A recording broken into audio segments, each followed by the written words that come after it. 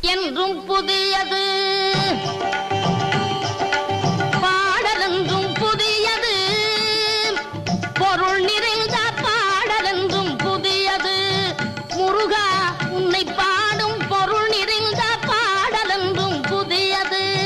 முருகா உன்னை பாடும் பொருள் நிறைந்த பாடலென்றும் புதியது.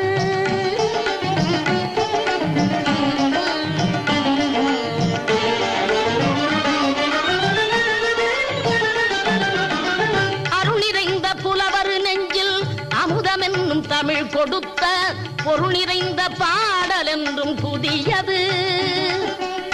அருள் நிறைந்த புலவர் நெஞ்சில் அமுதம் என்னும் தமிழ் கொடுத்த பொருள் நிறைந்த பாடல் என்றும் புதியது.